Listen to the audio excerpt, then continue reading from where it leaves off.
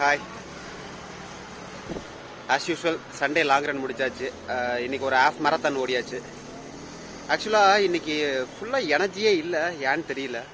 Last week ஒரு 32 ஓடும்போது 30 வரைக்குமே ஃபுல் எனர்ஜி இருந்துச்சு. அந்த லாஸ்ட் 2 கிலோமீட்டர் வந்து ஒரு முட்டி கொஞ்சம் பெயின், அதுக்கப்புறம் கிராம்ப் ஆச்சு. ஆனால் இந்த டைம் 21 வந்து பார்த்தீங்கன்னா சுத்தமாக வந்துட்டு என்னால் ஓடவே முடியல. கடைசி 5 கிலோமீட்டர் வந்து பார்த்தீங்கன்னா சுத்தமாக என்னால் கம்ப்ளீட் பண்ணவே முடியல. அந்த அளவுக்கு வந்து பார்த்தீங்கன்னா ஃபுல்லாக எனர்ஜியே இல்லை என்கிட்ட. ஸோ அந்த மாதிரி தான் இந்த வாரம் போச்சு. எனியாவும் கம்ப்ளீட் பண்ணியாச்சு. ஸோ மேரத்தானுக்கு சென்னை மேரத்தானுக்கு இன்னும் ஒரு கரெக்டாக இன்னிலேருந்து 2 வீக்ஸ் இருக்குது.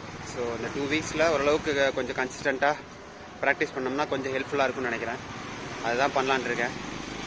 ஒரு ப்ராப்ளம் என்னென்னு பார்த்தீங்கன்னா, என் ஷூவு ஜெல் நம்பர் 26 தான் வாங்கி இந்த யூஸ் பண்ணிகிட்டு இருக்கேன். அது லைஃப் முடிய போகுது. யூடியூபர் சிவபாலன் ஒருத்தர் இருக்காப்புல, அதான் இது போன டைம் சொல்லியிருந்தேன்ல, அவர் வந்து ஒரு டைம் சொல்லியிருப்பாப்புல என்னன்னா, ஷூவோட இஎம்ஐ முடியறதுக்கு முன்னாடியே ஷூவோட லைஃப் முடிஞ்சிருது அப்படிங்கிற மாதிரி. என்னோட ஷூக்கான இஎம்ஐ இன்னும் முடியவே இல்லை, ஆனால் ஷூவோட லைஃப் முடிஞ்சிருச்சு. ரன்னிங்கில் இது ஒரு பெரிய பிரச்சனை. 3 மாதத்துக்கு ஒரு டைம் நம்ம ஷூ மாற்றிக்கிட்டே இருக்கணும். அதாவது நம்ம கன்சிஸ்டண்ட்டாக டெய்லி நம்ம ரன்னிங் போகிறோம் அப்படின்னா, ஒரு 10 கிலோமீட்டர் 12 கிலோமீட்டர் ஓடுறோம் அப்படின்னா, அதோட லைஃப் வந்து பார்த்தீங்கன்னா ஒரு 600-700 கிலோமீட்டர் தான் வரும். அதுக்கப்புறம் வந்து அந்த ஷூ அதோட அந்த இது போயிடும். அப்புறம் கால் இன்ஜுரி வர ஆரம்பிச்சிடும். நம்ம ஷூ மாற்றி தான் ஆகணும். அந்த மாதிரி நிலமையில தான் இருக்குது.